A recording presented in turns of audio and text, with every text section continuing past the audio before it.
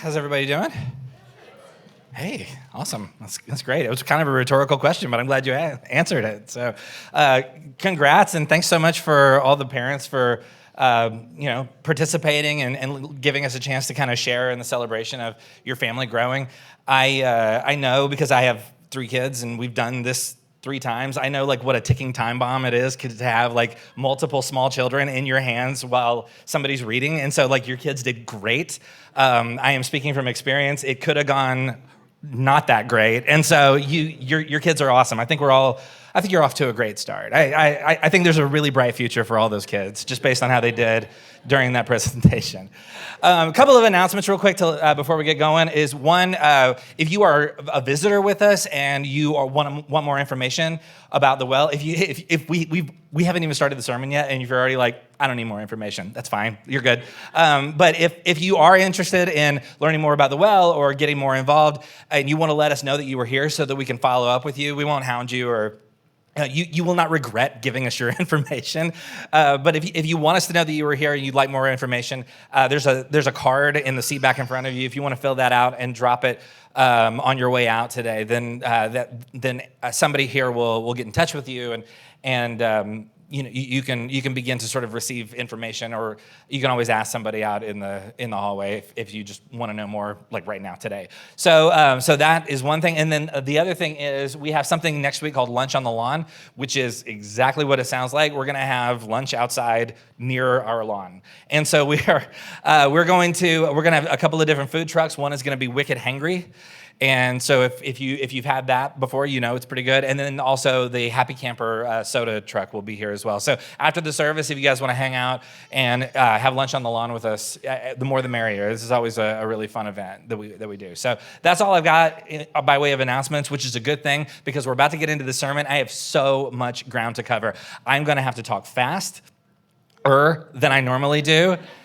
I was telling somebody out in the hall, like I used to work with a guy on staff at a different church, and he was from East Texas, like Longview or something, and he was the slowest talker I've ever met, and he hated my preaching, and he would always just on Monday mornings at staff meetings, he would always just shake his head, Rob, I don't know why you got to talk so fast when you're preaching, and so like, because we got things to get to, my man. Like I've got to get 2 hours worth of material somehow inside of a 30-minute window. Like that's not an easy thing to do. And so if you are not unlike my former coworker, really sorry for what's about to happen because we've got so much to cover and there's no way for me to do it slowly. So we are continuing this series that we started a few weeks ago called Tortured by the Gods. And what we've been doing with this series is we've been examining different portions of Scripture and kind of re-examining them through the lens of what else was going on at this time and in what ways were these events and these like writings somehow engaging with and often subverting the other like religious structures and expectations of their day. So what we've been largely, or at least in the 2 sermons that I've done, we've been mostly in earlier texts like Genesis and Exodus. We're going to jump all the way to the very last book in in our current version of the Bible inside the New Testament. So which means we're going to be looking at Revelation, which nothing weird could ever be discovered by looking at the book of Revelation. So we're going to look at one particular passage in the book of Revelation. So one of the things to understand about Revelation is that this is a letter originally sent not to one church, but to 7 different churches in what was then known as Asia Minor, what we would refer to today as Turkey. So there are these 7 different cities that are receiving this letter. And each of these cities, and so most of the letter that is Revelation is addressed to all of them. But there's a certain portion in Revelation 2 and 3 where the writer, this guy named John, kind of pieces out these like small, like mini letters inside of the larger letter. And so he begins to address each of these cities individually because he understands like some of this stuff is going to apply to everybody, but some of it I have to begin by acknowledging, okay, there are certain things happening in your community to your group of people that isn't necessarily happening in the other 6 cities. And so we're going to be looking specifically at one of those letters in the earlier part of Revelation. It's a letter to a city called Pergamum. And one of the questions we have to begin asking is every single time we look at anything in Scripture, and this is the thing that I learned from a seminary professor of mine, is anytime you're looking at the body of Scripture, anytime you're looking at any passage, one of the questions you have to ask is, and this really unlocked like preaching for me in general, and the question was, in what way would this have been good news to people who first got it? Because the whole thing is meant to be a message of good news. This is supposed to breathe new hope into people's lives. And so, yeah, there's some weird language to us in these passages, but if you look at it through the lens of the people who first received it, in what ways would they have said, like, oh, this is amazing, this is wonderful news? And so we're going to try and look at it through all of those different lenses, and we're still going to try and have you out of here before lunch. So in Revelation, beginning in chapter 2, just verse 12, he opens this letter, this portion, to the book of, or to the city of Pergamum. He says, to the angel of the church in Pergamum. And the word angel here in Greek is the word angelos. This doesn't mean like heavenly being. Angel, angelos in Greek literally means messenger. And so probably what he's referring to when he says to the angel, what he's referring to is there's probably somebody in your community whose job it is to communicate to the rest of the community what all's going on. That person would have been known as the angelos, the messenger in that community. So he opens it by saying, to the angelos, to the messenger of the church in Pergamum, write, these are the words of him, meaning Jesus. These are the words of him who has the sharp, double-edged sword. And so the assumption here is that John is writing, but he's also writing and he's using the voice of Jesus as a way to sort of convey some sort of like weight or gravitas to what he's trying to say. So he opens by talking about, okay, whatever we're about to say has come from Jesus and it's going to the people in the city of Pergamum. Now, the city of Pergamum has a lot of stuff going on at the time. So Pergamum, in its time, was possibly the most religious city in the ancient world at this time. And when I say religious, I don't mean like they really believed in this one religious system. I mean, they had like as far as like the modern world of its time, they probably had more religious people doing more religious stuff in total than any other city at the time and in the ancient world, in the known ancient world. So there are lots of different religious or religions and religious practices. And by the way, participating in any specific religious tradition or practice does not necessarily preclude you from participating in other religious traditions. It's not like, well, I'm over here worshiping this God on these days, doing this thing, even though my neighbor does a very similar thing with that other God in that other temple. No. You could be participating in any number of different religious structures and systems at any given point of time. It's not like you had to choose one over the other. This is a polytheistic society. And so the assumption is, depending on what your needs were and what kind of ideas you were trying to engage, you would engage with those gods in those spaces. So when I say this is a religious city, I'm talking like most of the people in the city were engaging in any number of different religious traditions and practices at any given point.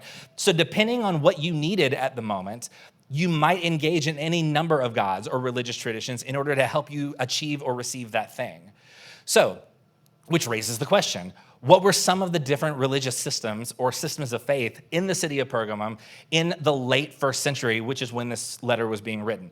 So we're going to just real quickly, if you've got a few minutes, we're going to do a brief overview of like the entire religious structure of the city of Pergamum.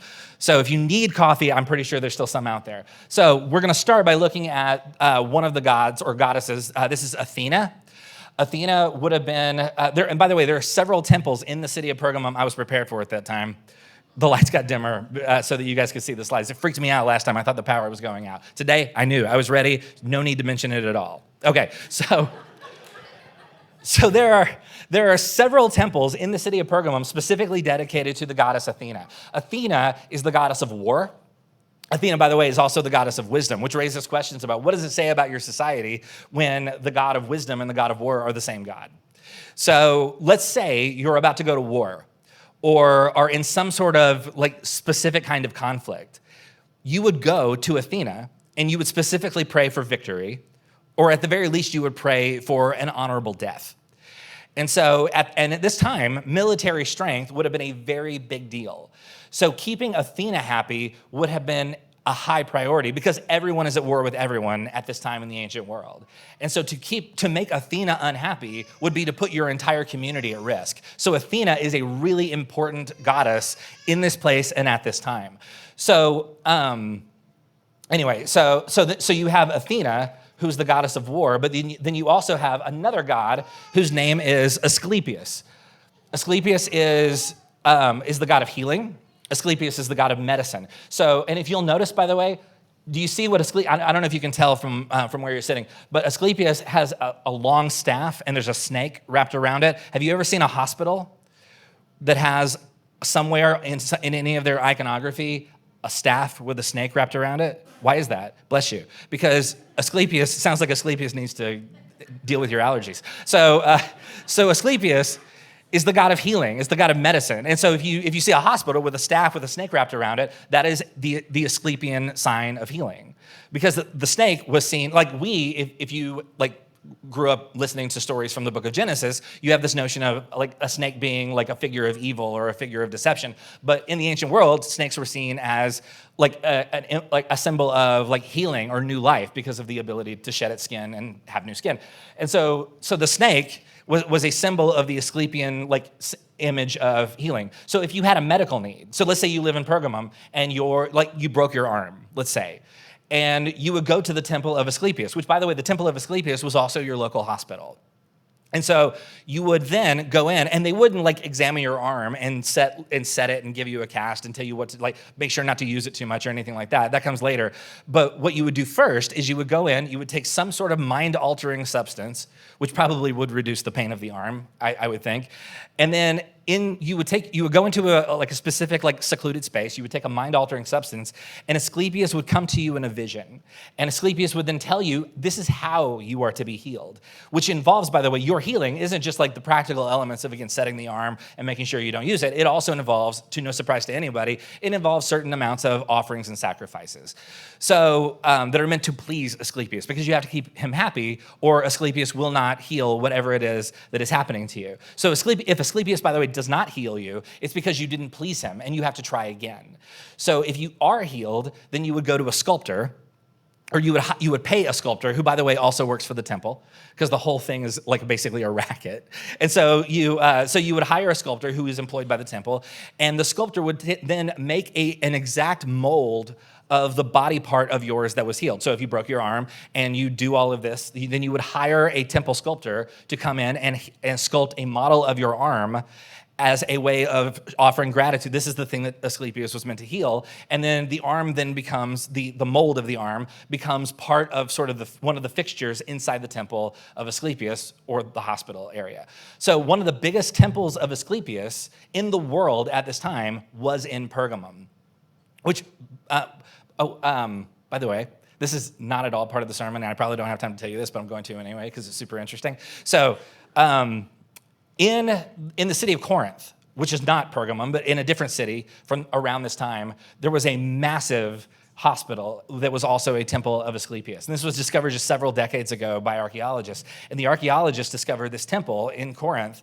that had like thousands and thousands of molded body parts that were meant they were there as a way to honor and worship Asclepius. So what we know is in Corinth, there was this massive temple where all these body parts were being housed. The reason that's interesting is because you've got this guy named Paul who once wrote a letter to a group of Christians in the city of Corinth. And one of the things that Paul says in that letter is, you were a body with many parts. I mean, come on, that's just too good, right? Like, I had to tell you. I couldn't not tell you that. So anyway, why then? Is it an accident then that Jesus constantly refers to himself as the great physician or a healer? Is he just using random language, or is he actually pointing towards like, oh no, you don't have to go to the temple of Asclepius? So one of the largest temples to Asclepius was located in the city of Pergamum. So next, the third one is the goddess Demeter. And she is the goddess of grain. She is the goddess of the harvest. She is the goddess of food. Basically, she's the goddess of groceries. So if you are running out of food, so let's say you are living in an agricultural space, like your livelihood comes from what grows from the ground.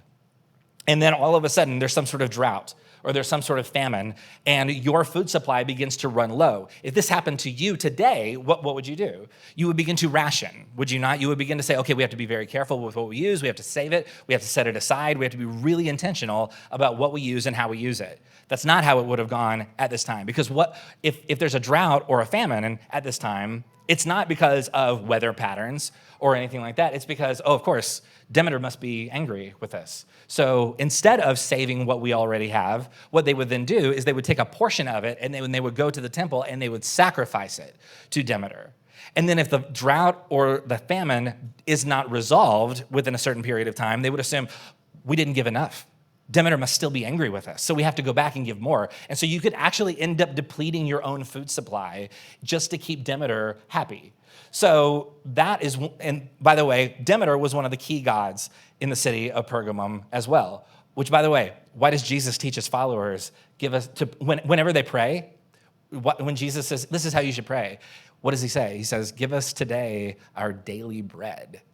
Okay, interesting. So we are taking lots of these other like deistic languages and we're applying it to what Jesus is up to in the world. So that's Demeter. The next one is Dionysus. This is the only G-rated photo I could find of a statue of Dionysus. Why? Because Dionysus is, I realize there's lots of kids in the room.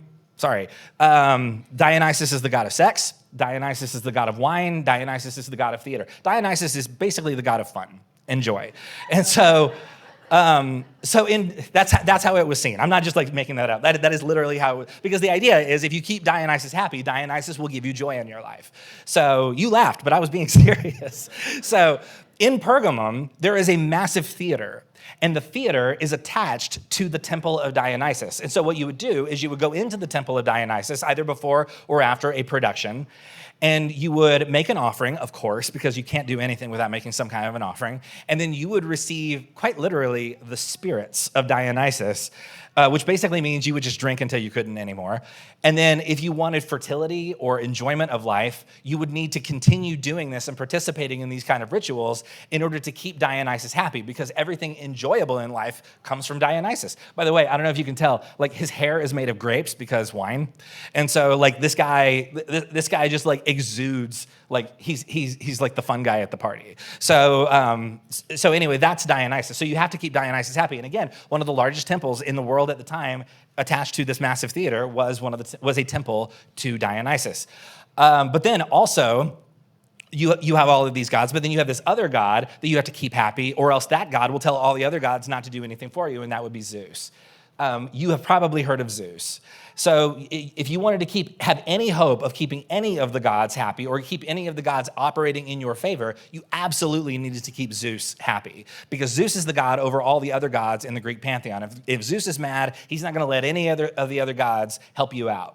So one of the largest temples to Zeus in the world at the time was in the city of Pergamum. In fact, there's a replica. This is a replica of it because the temple itself is gone now.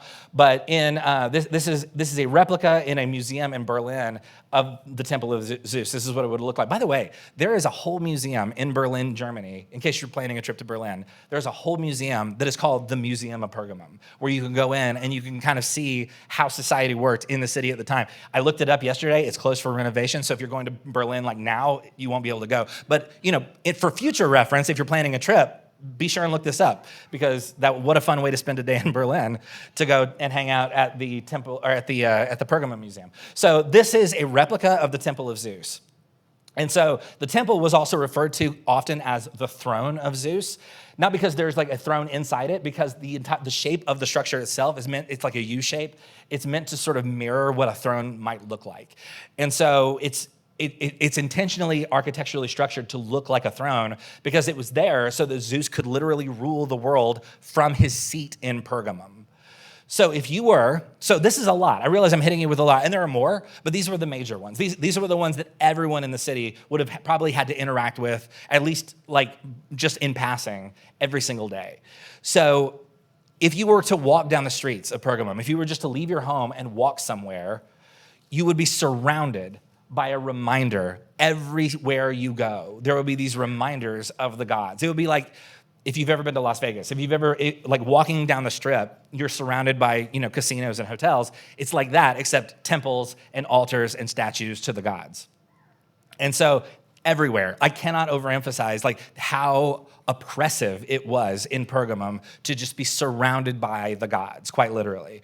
And so everywhere you go, there are these visible reminders that kind of relaying to people, okay, you better keep the gods happy, or else you might find yourself in a bad situation. All these gods have to stay happy with you, or else we can't really help you. So also, by the way, this isn't the end of it. There's more. Because the people at the time, because this whole territory is occupied and run by the Roman Empire. And so the people, if you live in the Roman Empire, you were also expected to worship the emperor of Rome, or Caesar, as he was referred to. So this began with Caesar Augustus.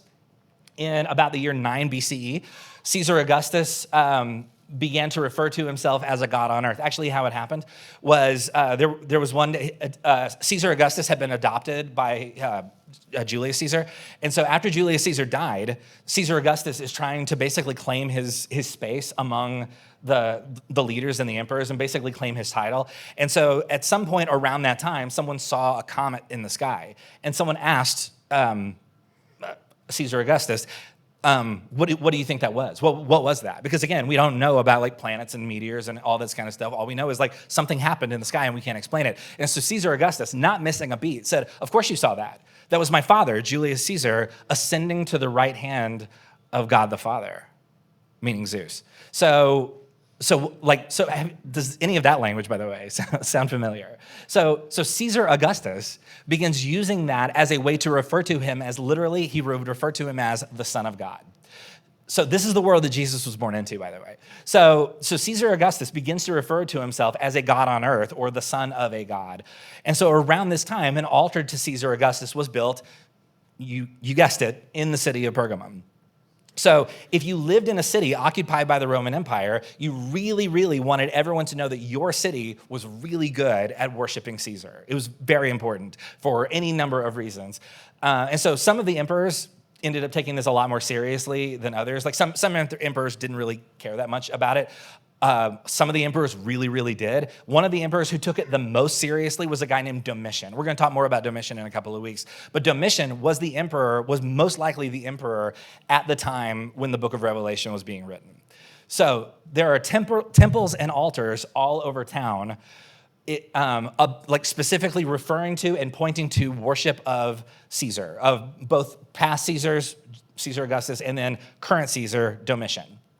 So if Caesar comes to town, there's a parade route through the town. And so people would come to the parade route, and then when Domitian or whoever the Caesar was would pass by, people would fall down and make huge spectacles of themselves, demonstrating their worship of Caesar. And so if Caesar visited your town and saw like how devoted all the people were there, Caesar could decide that your city was the best in the world at worshiping him, which was really good for your city, because then he would name your city Temple Warden. Temple Warden was a very honored title that certain cities could get. So if your city becomes Temple Warden, it means that your city is now the center of worship, at least for now, of the emperor, which means your city is going to get a lot more money. It's going to get more resources. It's going to get more attention from Caesar than any of the other cities for this purpose. So every occupied city has a governor. And the governor had what was known as the right of the sword. And the right of the sword means if someone doesn't worship the emperor to the satisfaction of the people in charge, the governor is allowed to just kill that person. They have the right, literally the right of the sword. They have the right to like allow people to live or die based on their devotion to the emperor, to Caesar. So you can imagine in a city that is desperate to show Caesar how great they are at worshiping him, a person who refuses to worship Caesar could actually be in very real immediate danger. In fact, there's a lot of historical evidence suggesting that, at least for a time, Pergamum was the temple warden, which means someone at the top, probably the governor of the city, is trying really, really hard to make sure that happens. That doesn't happen by accident. Someone from the top is trying to make sure, look, when Domitian comes to town, he needs to see that we are the city that loves him the most. So this is the world of the city of Pergamum. So when John is writing to the city in the book of Revelation, all of this is swirling around in the background.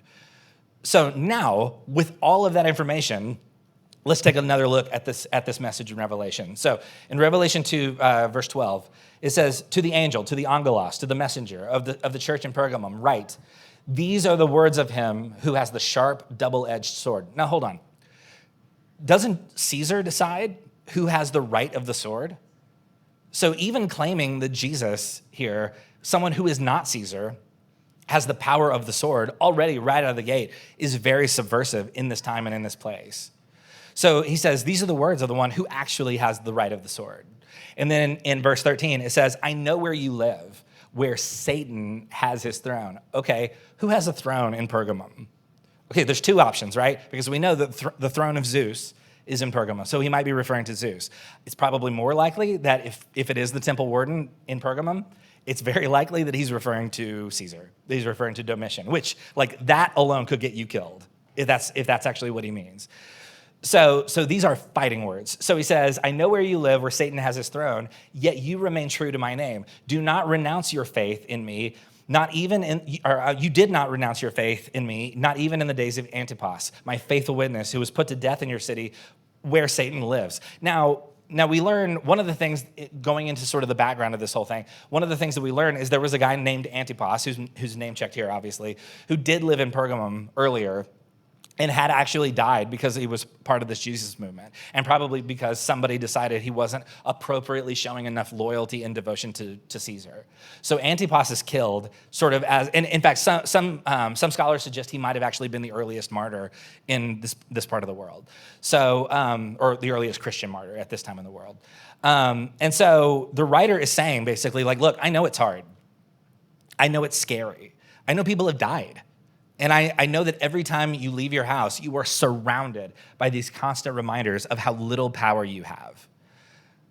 In fact, I have a former seminary professor of mine took a group of students to Turkey to do kind of a tour of some of these cities. And he said they went to Pergamum, and he told me, he said, you can just, if you're walking through the streets of Pergamum, I mean, none of it is still intact, it's all in ruins, but you can even just, by looking at the ruins of it, you can tell like, oh, this would have been like incredibly oppressive to anybody who's trying to live outside of this particular kind of structure. Like just walking down the street, it's too much. It's overwhelming. Even now, just looking at the ruins, like imagine what it would have been like when the whole thing was in full force in its prime.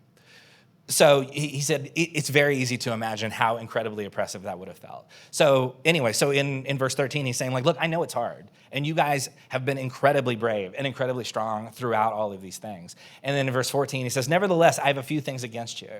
There are some among you who hold to the teachings of Balaam, who taught Balak to entice the Israelites to sin so that they ate food sacrificed to idols and committed sexual immorality, which, by the way, is a whole thing we don't even have time to get into. It's a reference to something that happens in the book of Numbers. We'll get to it one of these days, I'm sure. But basically, I wish we had more time to explore it because it is an interesting story. We just don't have that kind of time. So he starts kind of getting into all, basically what he's saying is like, look, there are some things that maybe we need to pay some attention to. And then in verse 15, he says, likewise, you also have those who hold to the teachings of the Nicolaitans. Nicolaitans, this is an interesting term because basically he's referring to a group of people who were connected to the early church. And their posture seems to have been, look, can we just keep our heads down and keep the peace? Can we not make a big deal out of everything and just draw more attention and maybe get more of us killed? And so, let's just not be disruptive. If you need to go to the parade route, or if you need to go to the temple of Zeus, or to the Asclepian temple, just go. Like, what difference does it make? Just do it.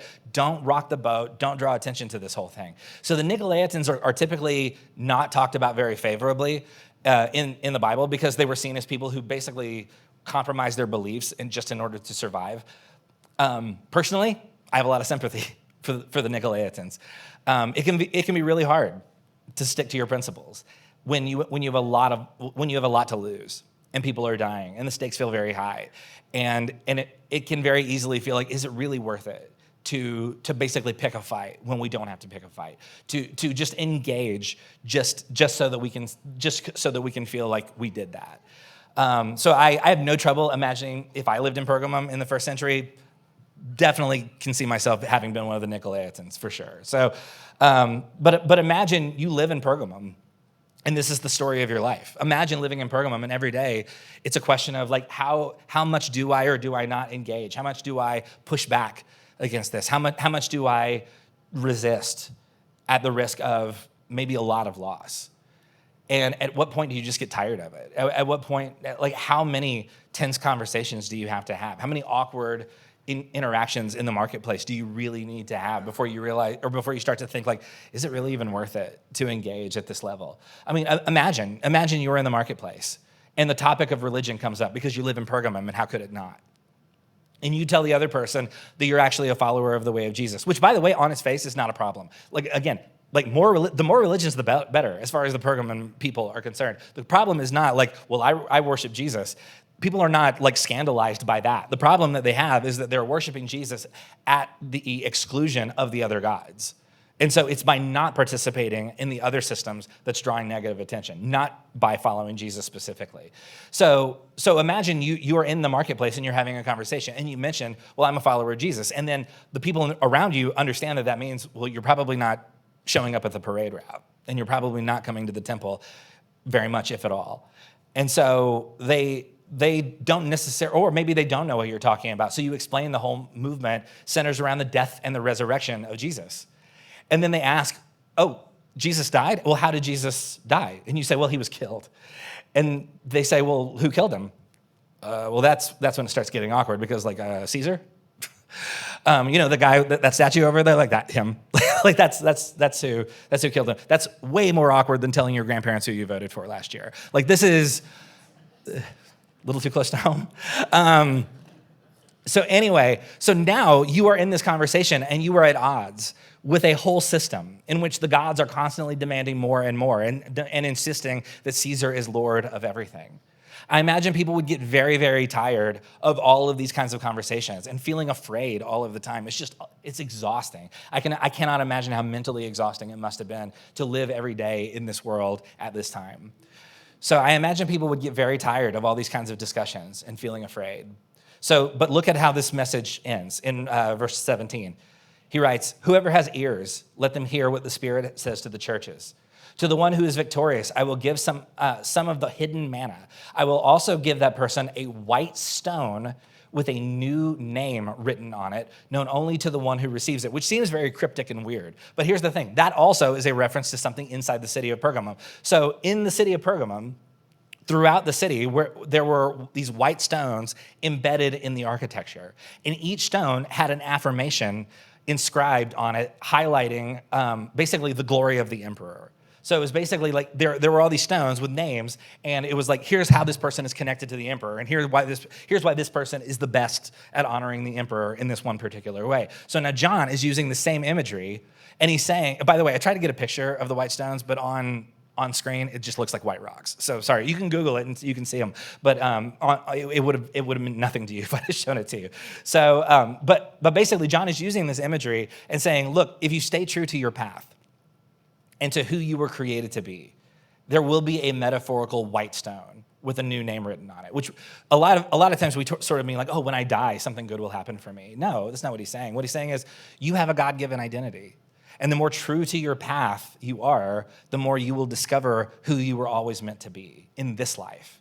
And if you stay true to that, you will become more and more exactly who you were always supposed to be. But it's hard because it can be quite difficult to continue insisting and modeling the idea of a loving God in a city or in a world that keeps insisting that the gods are angry.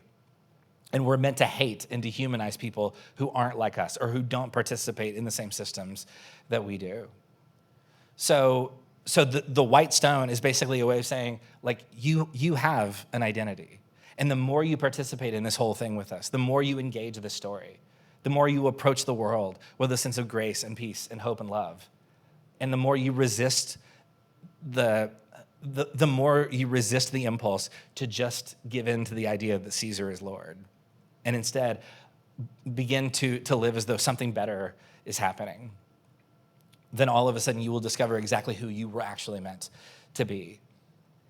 Perhaps some of us have spent a lot of time and a lot of energy trying to please the gods. And this is what we've been talking about for this whole series. But we spend lots and lots of time trying, and maybe the gods are, we're just surrounded by ideas that we don't necessarily agree with. And we're surrounded by people who would prefer to show hate or to marginalize people or to kind of put people into buckets that make them easier to understand without actually getting to know anybody. And that just seems simpler. And maybe it's just exhausting to try and push back on that and to insist on the humanity of other people and on the nuance of what it means to live in a world where people are not all the same all the time.